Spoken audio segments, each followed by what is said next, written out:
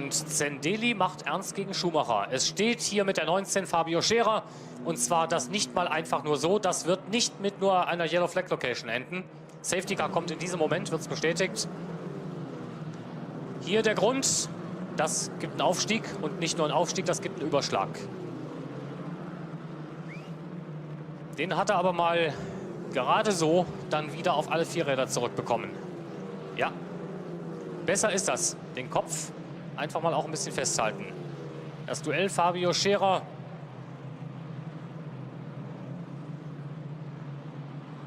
gegen die 33 war das, gegen Jonathan Aberdeen. Und jetzt schnell raus aus dem Auto und dahinter. Also der Schweizer ist auf jeden Fall wohnauf. Der Eidgenosse, alles im grünen Bereich, zumindest mal, um selber noch aus dem Auto herauszukommen und über die Leitschiene. Preining 1-2. Dann kommt Janis Fittje in der 3. Position. Es kommt Camila Liberté auf Rang 4. Dann einer der beiden Prema Power Team Piloten und Preining rutscht raus. Ausgangs der Red Bull Mobile Kurve geht's an den Stapel, geht's an den Reifenstapel. Nur ein leichter Einschlag, Gott sei Dank. Aber Radaufhängung vorne links ist durch. Preining ist raus. Der Sieger des gestrigen Tages. Und ich glaube, dass wir dort... Ja, das ist jetzt der Kampf um die neue zweite Position mit La Liberté und mit Correa. Denn hier vorne, Safety Car ist nicht angesagt. Es gibt momentan eben halt nur die Yellow Flag Location im Bereich Sektor 3. Das ist ausgangs der Red Bull Mobile Kurve. Anfahrt, Start und Ziel, da steht der Österreicher, wie gesagt, Laufsieger des gestrigen Tages. Und Correa hat ein Riesenproblem. Schauen Sie sich den Frontspoiler an. Der Frontspoiler ist mal richtig abgeknickt. Da wird es für Correa nicht mehr weiter vorgehen. Leonhard Hogenbohm haben wir da im Bildhintergrund auch noch gesehen. Also zunächst mal ist Joey Mawson mal komplett auf und davon. Dann kommt Kim Louis Schramm in der 2. Position. Correa versucht sich da immer noch auf Rang 3 zu halten. Und ich glaube, wenn ich das richtig sehe, hat der zweite Pilot, nämlich dahinter Correa, noch in der 3. Position. Und hier sehen wir es nochmal. Das Aufsteigen des Thomas Preining. Ein bisschen zu weit über die Curbs gekommen. Auto hat es ein bisschen ausgehebelt. Und dann ging es nur noch über das Gras in Richtung der Reifenstapel. Hier sehen wir es nochmal. Curbs getroffen. Das Ende dieser gelben Linie, dieser gelben Zusatzcurbs, die da ja angebracht sind, hat das Fahrzeug ein bisschen aushebeln lassen. Und Walter Lechner Junior schüttelt ungläubig mit dem Kopf. Wie kann man nur in der Anfangsphase? Leonhard Hogenbohm steht übrigens unter Beobachtung, sei mal an dieser Stelle noch gesagt. Und die tiefe Enttäuschung des Thomas Preining muss heute Nachmittag ja von der 10. Position aus ins Rennen gehen. Hier übrigens die Auflösung des verlorenen Frontspoilers von Camila Liberté, der sich da ein bisschen an Kim Louis Schramm angelehnt hat. Und das war ein bisschen zu viel des Guten. Dadurch hat es den Spoiler eben... Wait for the lights to change as the revs rise. The red lights are on. Who's going to get the jump? And away we go. And it's a smooth getaway from Pulcini. Menchaca rockets out of the blocks, but Pulcini leads Colton Herter as they tip into Copse for the first time. Trying to make some ground is Ferdinand Habsburg. Also Amaya Weidenheithen in the second of the blue. God, it's contact! Oh, disaster for Weidenheithen, who somehow avoids a very hefty impact to the concrete wall. It was one of the RP Motorsport cars, I believe Tanat Sathian Thirikul, with whom he came into contact. And that is such a shame for Weidenheithen. Also, the affected RP car has come to a halt as well as they interlock wheels. That was a chance to look at that incident. Neither driver really seemed to change line. It was more they were just on a collision course and maybe weren't quite aware as to where the other was. Nonetheless, very pleased that Weidenheithen scrubbed the speed off and didn't go in an awkward angle to that wall. Well, that is a massive, tall and very, very solid barrier there. It's not got much in the way of protection against it simply because you don't tend to see very many drivers.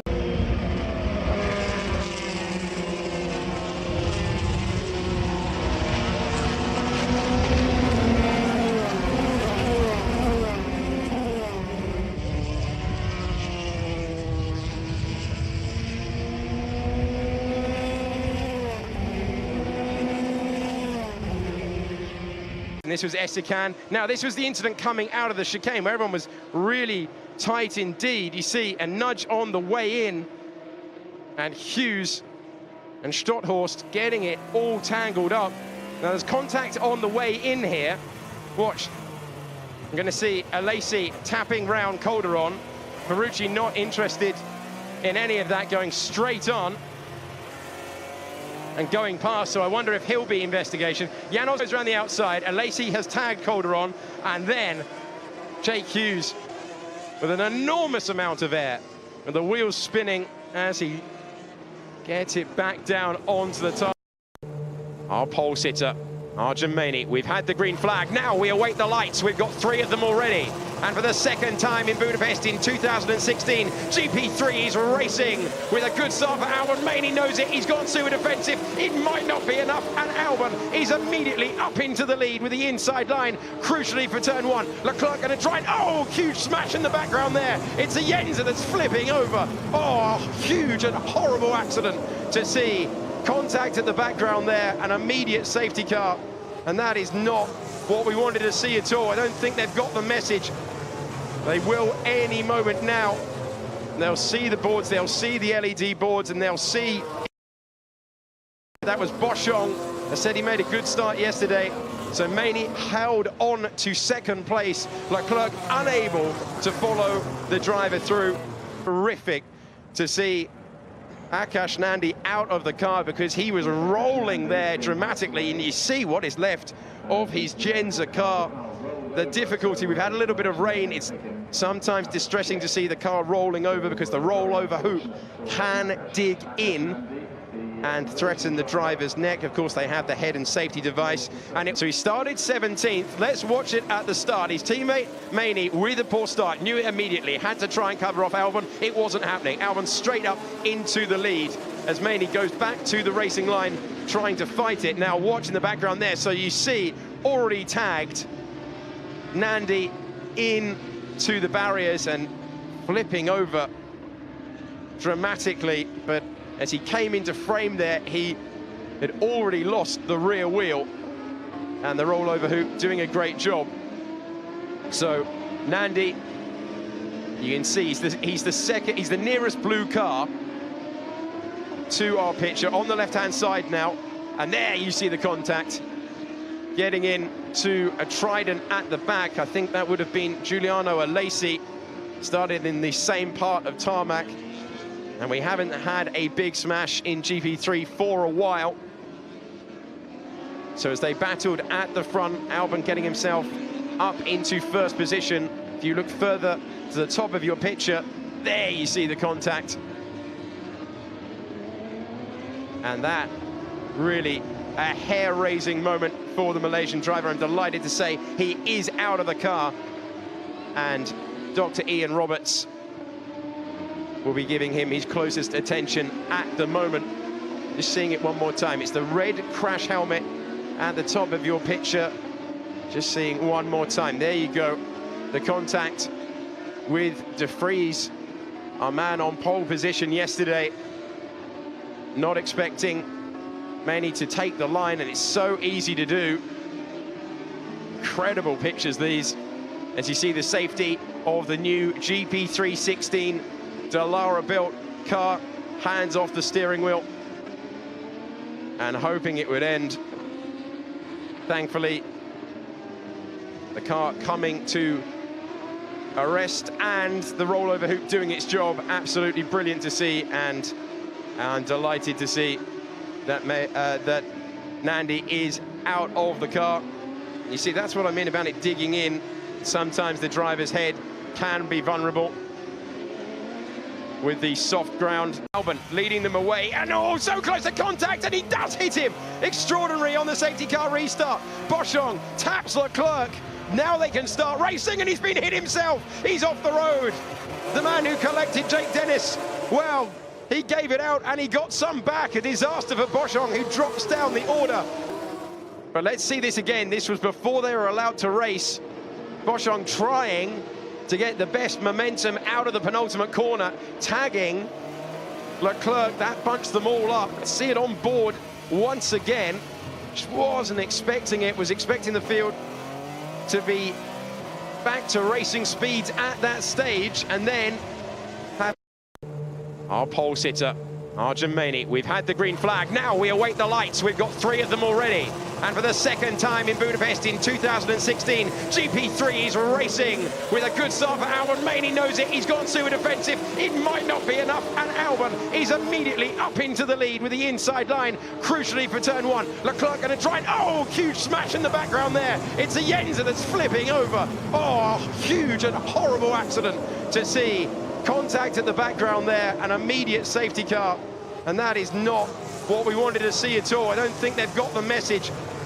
They will any moment now. They'll see the boards, they'll see the LED boards, and they'll see. That was Boschong. I said he made a good start yesterday. So Maney held on to second place. Leclerc unable to follow the driver through. Horrific to see Akash Nandi out of the car because he was rolling there dramatically, and you see what is left of his Jensen car. The difficulty, we've had a little bit of rain. It's sometimes distressing to see the car rolling over because the rollover hoop can dig in and threaten the driver's neck. Of course, they have the head and safety device. So he started 17th. Let's watch it at the start. His teammate, Maney, with a poor start, knew it immediately, had to try and cover off Albon. It wasn't happening. Albon straight up into the lead as Maney goes back to the racing line, trying to fight it. Now watch in the background there. So you see, already tagged Nandi into the barriers and flipping over dramatically, but as he came into frame there, he had already lost the rear wheel, and the rollover hoop doing a great job. So Nandi, you can see he's the nearest blue car to our picture on the left-hand side now, and there you see the contact getting in to a Trident at the back. I think that would have been Giuliano Alesi, started in the same part of tarmac. And we haven't had a big smash in GP3 for a while. So as they battled at the front, Albon getting himself up into first position. If you look further to the top of your picture, there you see the contact. And that really a hair-raising moment for the Malaysian driver. I'm delighted to say he is out of the car. And Dr. Ian Roberts will be giving him his closest attention at the moment. Just seeing it one more time. It's the red crash helmet at the top of your picture. Just seeing one more time. There you go. The contact with De Vries, our man on pole position yesterday. Not expecting Maney to take the line, and it's so easy to do. Incredible pictures these. As you see the safety of the new GP316 Dallara built car, hands off the steering wheel and hoping it would end. Thankfully, the car coming to a rest and the rollover hoop doing its job. Absolutely brilliant to see, and I'm delighted to see that that Nandi is out of the car. You see, that's what I mean about it digging in. Sometimes the driver's head can be vulnerable with the soft ground. Brandt, einer unserer Rookies. War da jetzt weißer Schaum? Ist da die Löscheinrichtung hochgegangen oder was war das? Da habe ich mich da jetzt einfach nur verguckt. So, hinten rechts nehmen wir dann mal unseren Reifen direkt mit auf den Weg. Ja, sieht so ein bisschen so aus, als wenn der Löschschaum im Fahrzeug hochgegangen ist. Durch dieses Aufschlagen wahrscheinlich. Schauen wir nochmal genauer hin. Achten Sie mal ins Fahrzeug hinein. Safety Car kommt übrigens. Da raucht es nämlich weiß und ich meine dann auch weißen Schaum gesehen zu haben. Ja. Gut, war jetzt nicht unbedingt so.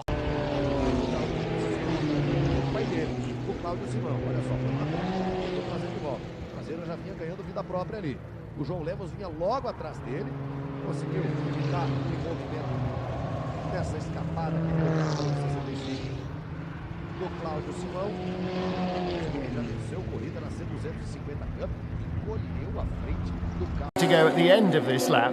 Who knows? But who's going to be leading at the end of this lap is a big question. We're only about a few hundred metres away. It is now 6 to go. The Nissan leads by a foot, and here comes the Zensarumo car. Dive brake, dive. Oh, 2 in 1. All the way around the outside for second, and nearly took the lead, and still hanging on there. That was very brave indeed. Yuji Tachikawa, that was a heck of a move from Tachikawa up to second place. This is Lexus versus Nissan. Yeah. Nissan's got 1 and Lexus has got 4. But look behind, there's some more coming to join in. The advantage for the Nissan is that all the Lexuses are trying to stab each other in the back. They're manically trying to clamber all over each other. Lexi, Mr. Haven. And there's a big shunt for that is one of the GT300 mother chassis cars. Yes, it's the up garage Bando car, and that almost certainly will bring out a safety car. Now, that is the car that was wobbling up the straight a couple of laps ago that we suspected may have spun at the final corner, and he has gone off at the final corner. And it's red flag. Red well, flag. with 6 to go and 5 at the stripe, that's not entirely unsurprising. It is victory then. Well, we don't know that. Or is it victory then for the Nissan? Yes, it will be, because counted back at the line, he was leading. They may not call the race at this point. I think they probably will, but we'll have to wait for confirmation of that. What are you saying, the Sugo effect? We may see a 6-lap shootout. They may do that. It depends if there's an injury to the driver. No, there's clearly not. He's out of the car and wandering off. I think that's why they're red flagging it, actually, He's Martin. not wandering off alone. What, to have a... I think that's what's going to happen. I think we're going to have a 6-lap shootout. I'm not certain of this. I haven't got the rule book in front of me, and anyway, it'd be written in Japanese, the sporting regulations. But look, they're all stopping on the starting grid, not the pit lane. But you don't go into the pit lane under a red flag. You start on... Let's see what happens. The camera pans around, and we just saw the end of that. I don't know how he's done that.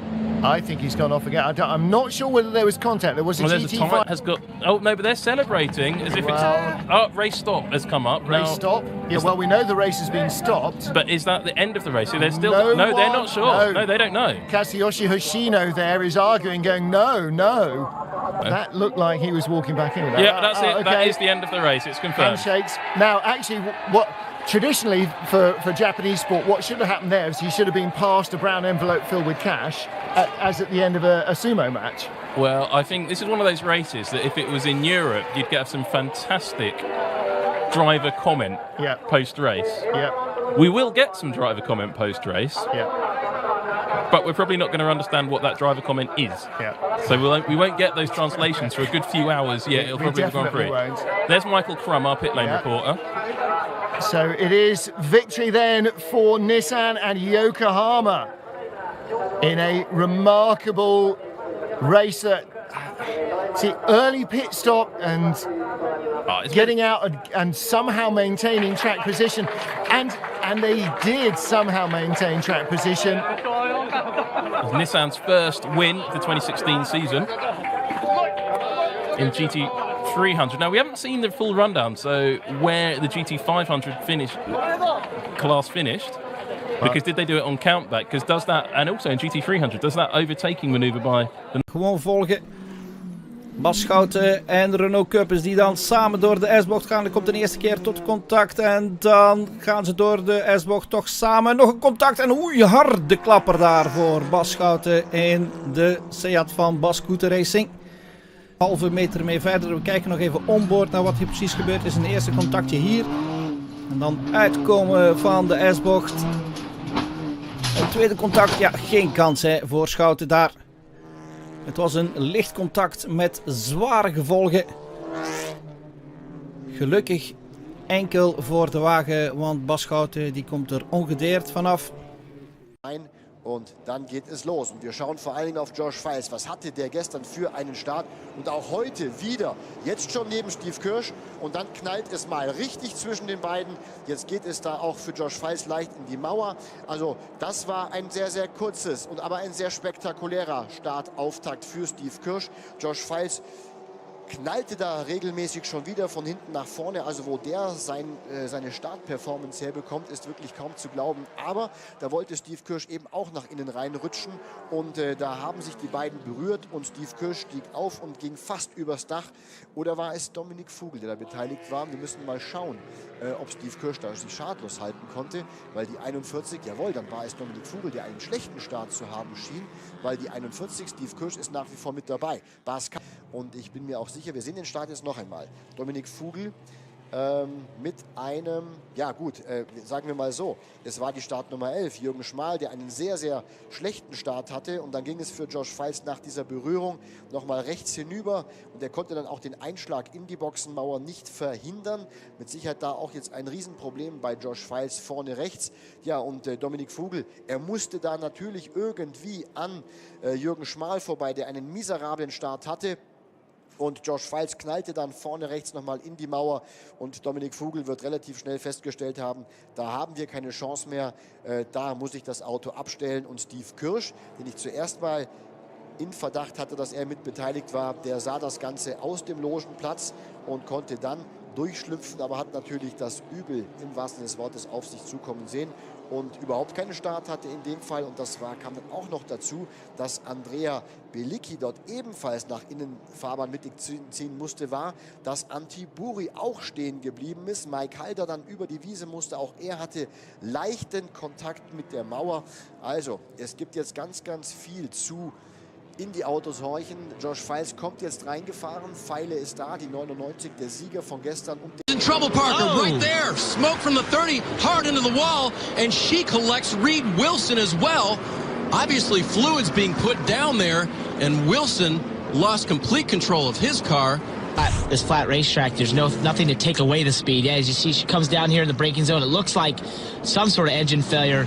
Oil gets on the front tires. She's got no grip. She's just a passenger that time. Reed Wilson gets in the oil, spins up into her, and at this point, she's just got the brake locked, hoping the car comes to a stop eventually. And definitely, you know, as I said before, there's just not a lot of banking to take that speed away, so this is a very vicious hit on the side. That can be really hard on your ribs. I can tell you as a driver, I've hit, that's sometimes one of the harder hits just because it's all on one side of your body, up against the side of the seat. That can be a really intense hit. We saw to her now. A big hit for Dominique Van Wieringen, running in the top 10, but slams the turn 1 wall here at New Hampshire. We'll be back with more. But what just happened is coming out of turn 2. All started on the entrance to turn 2. Contact right there. Ray Black Jr. hit the 4. Yeah, now he's just long for the ride. 13 comes in and T-bones him.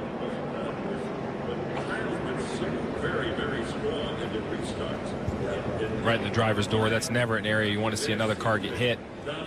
NASCAR's done a lot of work in that area over the years. They've added some steel plate to try to prevent intrusions into the cockpit, some energy absorbent foam, a lot of safety additions to this car. You can tell how hard of a hit. Lifted the 07 right up off the ground. Yeah, that interior wall has a safer barrier on it, so although it wasn't a heavy contact in the interior wall, it still has a safer barrier. And that proves much less. Well, you have to have safer barrier anywhere, because I'm not sure anyone. Oh, that's big. That is a very big crash. It's, Scott Pye's gone in heavily in the Dick Johnson racing car. It's clearly going to red flag the session. And all right, if you think you might be hurt, just stay put. Okay, we'll wait for the medicos to get you. Don't risk doing anything silly, okay, by getting out and injuring yourself, okay? That is a big crash. That looks to me like a brake failure. That is either an exploded front brake rotor or a complete hydraulic failure of the brakes to be down there so far. Hey boys, I just saw before, it was probably a few minutes ago though, they changed the rear discs on Scott Pye's car. You know, that was on an outing or so ago, but they were working away on the brakes in the back, and I saw them change the rear discs. So I'm not saying that that's something to do with it, but mentioning the brake side of things, that's something they did do before. He is on board vision now. Scott Pye getting out the passenger side of car 17. So it's a good sign. It's a great sign. That he's okay, and the thumbs up from the intervention crew and the medicos down there. He's had some knocks, this poor young bloke. He's in his supercar career. Big one in Tasmania, a big one in Western Australia, and look to me, the evidence there suggests that he was a passenger on the run. This is turn 3, fast braking, a fast approach to that braking zone, and it has whistled off at a huge rate of knots down here. It's hardly Luckily, slowed. it's gone to that tyre barrier, because not far left of that, clearly there's a concrete wall, so that is a frightening scene. And we very rarely see what looks like a complete brake failure in that zone. And as Greg Murphy reported before, you can see there over the top of Van Gisbergen's car, you can see that car just disappearing off there into the tyre wall. So great job by that tyre barrier to absorb the energy. And again, we've just seen Scott Pye get out. And that is a big crash, Neil. That's fast, 250 kilometres an hour in that zone. And when Greg reported about a brake change, there will be an explanation for what has gone on here in terms of just a complete... Oh, so it's locked the rear and looked like it had hardly any front brake. Very weird. And that was a long way down in the braking zone. Yeah, it was. I'm a little bit nervous about how this is all going to play off here. She went late too. Oh, someone's gone very early. I think that was Harley Haber, who's jumped up about 5 spots and got a great restart around the outside. The legalities of which I'm not too sure. But careful if you're on the outside of the racetrack here, because it'll be slippery.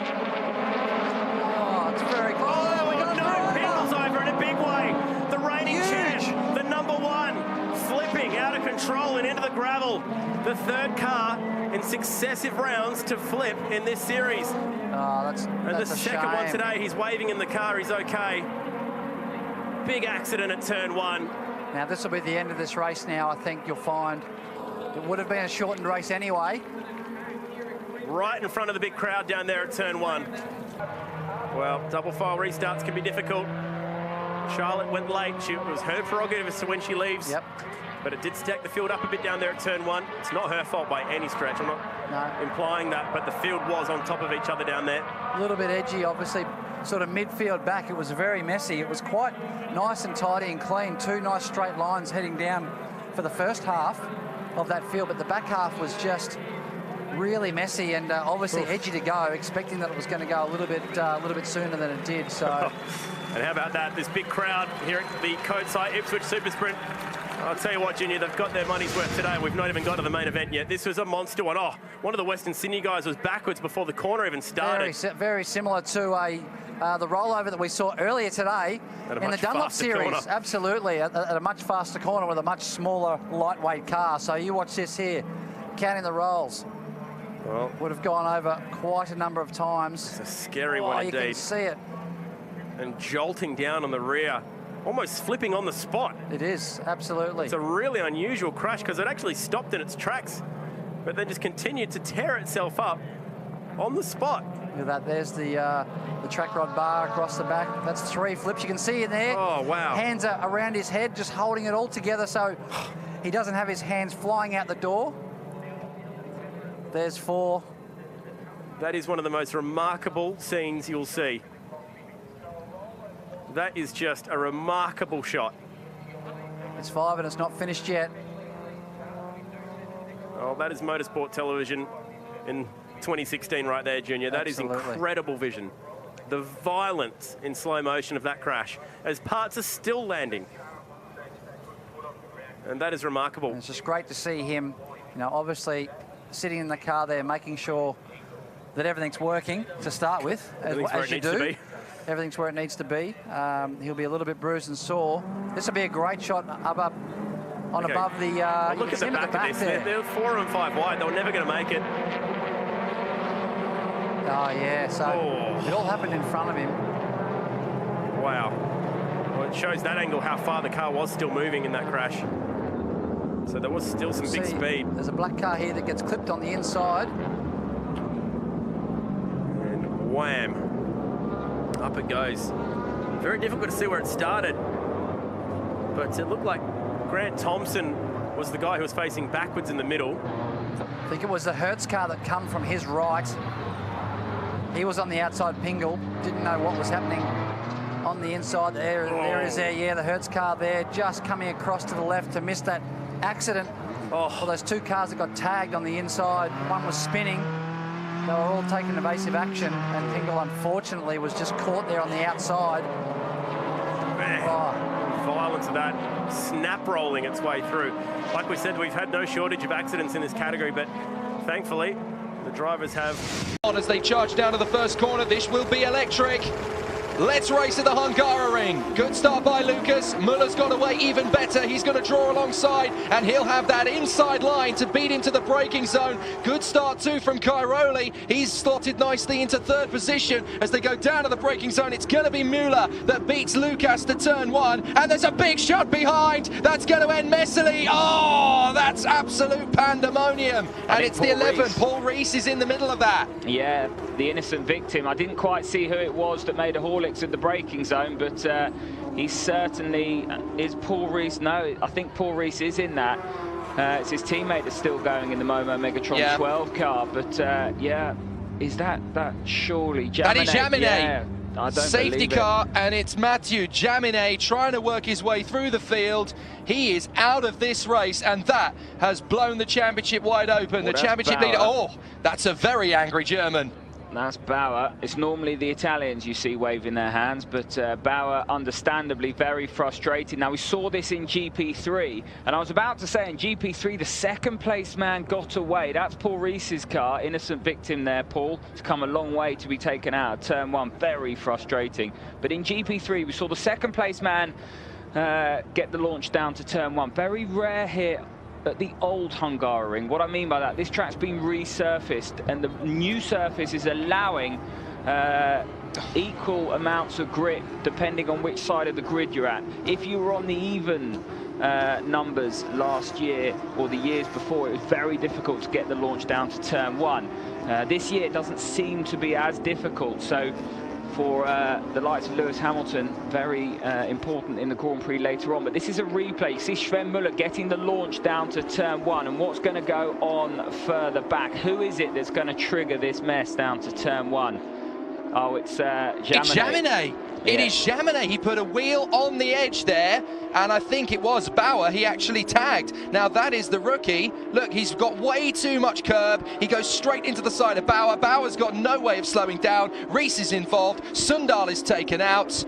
That's the championship leader that caused that accident. Well, it's not pretty from our point of view. If you look at what Jaminet's done there, he really has caused an awful lot of damage. In his defense, what he wouldn't have thought is there would be a lip on that curb. So he thinks, and you can see him now, he thinks he's just going to run two wheels on the grass and he's going to get the run, but there's a big lip on that curb that's unsettled the car, and then he's got into Bauer. No excuse, but what I will do is offer up an explanation. Jaminet didn't do that intentionally, and all things being equal, if there hadn't have been that lip on the curb, he would have just had those two wheels on the grass, would have carried on his run down to turn one, and rejoined with all four wheels back on the tarmac. Look, great launch. You would expect this from the championship leader. That's 3 cars he's passed.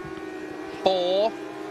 It's going to be 5 when he gets there, but there is Bauer, and look, he's across the white line. That's all right, but there's too much curb. That's the big, well, it's not, yeah, it's too much curb because of the lip. You would expect that curve to be flat, really, but there we go.